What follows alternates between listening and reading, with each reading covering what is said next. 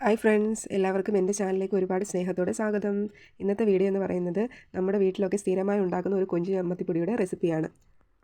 ഇവിടെ നമ്മൾ അതിനായിട്ട് തേങ്ങയെല്ലാം പൊട്ടിച്ച് വെച്ചിട്ടുണ്ട്. അത് തിരിങ്ങുവാണ്. നമ്മൾ പ്ലേറ്റിനകത്താണ് ആദ്യം തിരിങ്ങിയത്. അതെല്ലാം വെളിയിൽ പോകുന്ന കാരണം നമ്മളൊരു വാഴയില വെട്ടിക്കൊണ്ട് വന്നിട്ട് അതിലാണ് തിരിങ്ങുന്നത്.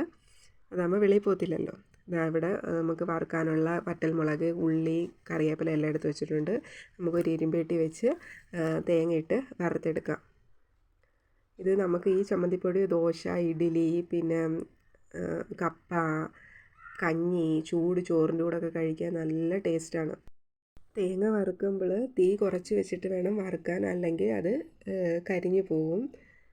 നമ്മളിവിടെ ഉള്ളിയും വറ്റൽമുളകും കറിവേപ്പിലയും എല്ലാം കൂടി ഇട്ട് വറുത്ത് താണ്ടേ ബ്രൗൺ കളർ ആവുന്നിടം വരെ വറുത്തെടുക്കുക. ഇവിടെ കളറൊക്കെ മാറി തുടങ്ങിയിട്ടുണ്ട്. ഒരു നല്ല മണമൊക്കെ വരും. നമുക്കിവിടെ ബ്രൗൺ കളറായി കിട്ടിയിട്ടുണ്ട്.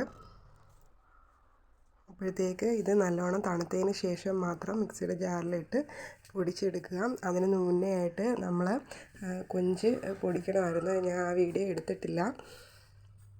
പൊടിച്ച് ചമ്മന്തിപ്പൊടി നമ്മൾ ആ വാഴയിലേക്ക് തട്ടി ഇട്ട് വെച്ചിട്ടുണ്ട്.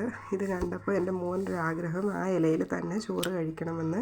അങ്ങനെ ഞങ്ങൾക്ക് കുറച്ച് ചോറും ഇച്ചിരി പയറുതോരനും പച്ചടിയും മീൻകറിയും ചമ്മന്തിപ്പൊടിയൊക്കെ ആയിട്ട് കൊടുക്കാൻ കഴിക്കുക. അവൻ ഒത്തിരി ഇഷ്ടപ്പെട്ട്. ഈ വീഡിയോ ഇഷ്ടപ്പെട്ടെങ്കിൽ എല്ലാവരും ലൈക്കും കമൻറ്റും സബ്സ്ക്രൈബും ചെയ്യണേ. അടുത്ത വീഡിയോയിൽ മറ്റൊരു റെസിപ്പിയുമായി വീണ്ടും കാണാം. താങ്ക്